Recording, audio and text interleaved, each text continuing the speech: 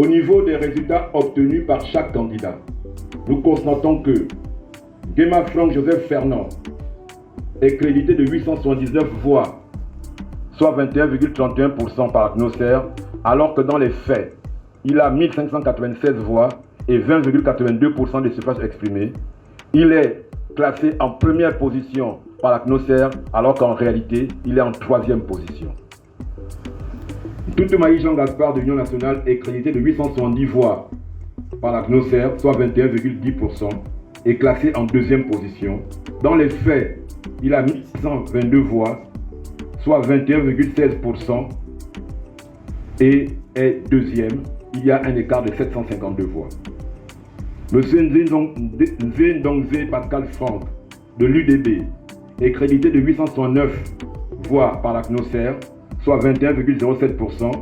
Il est classé troisième par Acnoser, alors qu'en réalité, il a 1699 voix, il a 22,17% et c'est lui qui est sorti premier au premier tour des élections.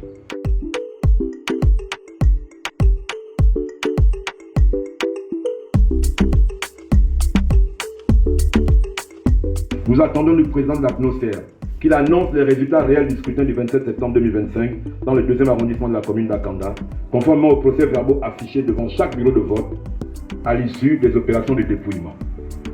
Qu'il désigne un autre responsable pour assurer la présidence de la commission électorale dans le 2e arrondissement de la commune d'Akanda.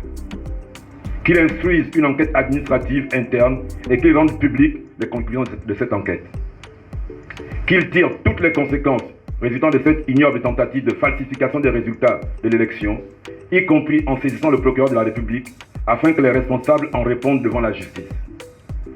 Pour ma part, il est hors de question que je m'associe, de quelque manière que ce soit, à une entreprise de falsification des résultats des élections dans notre pays. Afin que nul n'en ignore, nous mettons dès cet instant à la disposition du public et de la presse les photos des 54 procès-verbaux qui ont été affichés devant chaque bureau de vote. Au lendemain de ces élections législatives et locales, le pays attend du président de l'Acnoser qu'il fasse preuve d'autorité et de fermeté, notamment à l'endroit de ses équipes. Il y va de la crédibilité de la démocratie que nous souhaitons construire.